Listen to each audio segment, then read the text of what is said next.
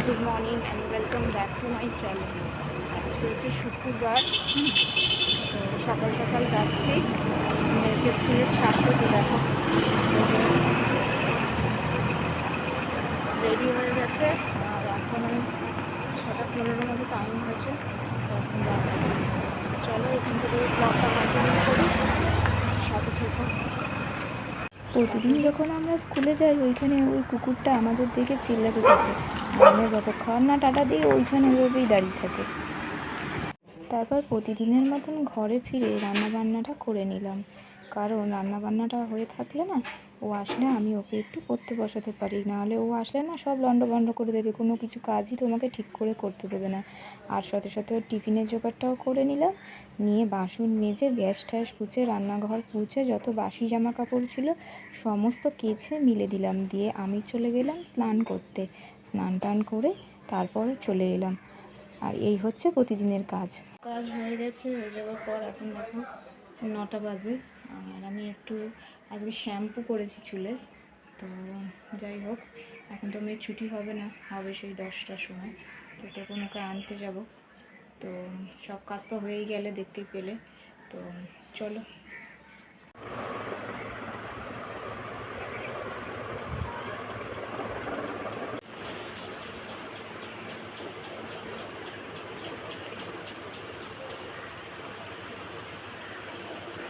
বন্ধুরা, অনেকক্ষণ আগেই আমি চলে এসেছিলাম মেয়েকে নিয়ে 10টার সময়। তারপর আসার পরে যেগুলো কাজ থাকে ঘরের জামা প্যান্টগুলো কাচা, সেগুলো কেচে টেচে তারপরে এমনকি ওকে স্নান করিয়েছিলাম, শ্যাম্পু করিয়ে দিয়েছিলাম, তোমরা দেখলে। আর শ্যাম্পু ট্যাম্পু করিয়ে দিয়ে কী করেছিলাম না, ওর পায়ের জুতোগুলো না খুব ময়লা হয়ে গিয়েছিলো, তো সুতরাং সেগুলোকেও কেচেছিলাম। তারপর যাই হোক, ওকে পড়তেও বসিয়েছিলাম, কিন্তু কালকে যারা আমার পুরনো ভিউয়ার্স দেখেছো যে আমার কীরকম শরীর খারাপ লাগছিলো, তো কী হচ্ছে না যে উইকনেসটা কিছুতেই আমার যাচ্ছে না, আমি জানি না কেন। তো দেখো এখন বেদানা এটা নিয়ে আমি বসেছি, খাচ্ছি, কারণ দেখি উইকনেসটা যায় কি না, কারণ না গেলে তো হচ্ছেও না। আমার খুবই ক্লান্তি বোধ হচ্ছে, খালি ঘুম ঘুম পাচ্ছে, ঘুমাচ্ছি, ঘুম থেকে ওঠার পরেও এরকম হচ্ছে, আমি জানি না কেন। তো যাই হোক, খেয়ে নিই, তবে আসছি। চলো পুরো আবার চলে এসেছি এখন। আর এখন ঘড়িতে বাজে হচ্ছে 6টা 10, ঠিক আছে। আর এদিকে দেখো, এদিকে হচ্ছে ও খেতে বসে গেছে, ঠিক আছে। আর ও একটু রাগারাগি করছিল, কারণ ওকে তো তোমরা কালকে দেখেইছো যে ওকে 3খানা জামা কিনে দেওয়া হয়েছে। আর বড়ও কিন্তু আমাকে বলছে যে ওর একটা হোয়াইট কালারের জামা ওর খুব খুব ভালো লেগেছে, তো সেটাকে ও চাইছে, সেটা আমাকে বলছিল। কিন্তু ও তো মানে একটাই ছোট্টখাট্টো মেয়ে, কিনে এনে দিলে হয়, তার জন্য ওকে ওটা অর্ডার করে দেওয়া হলো। আর থাম্বনেলটা ওটাই বসানো হয়েছে। আসলে কী থাম্বনেল দেবো বুঝতে পারছিলাম না, মানে রেগুলার দিন থাম্বনেল তৈরি করো, রেগুলার দিন এডিটিং করো, হ্যাঁ। তো থাম্বনেলটা দেওয়াটাই হচ্ছে অ্যাকচুয়ালি মেন ব্যাপার।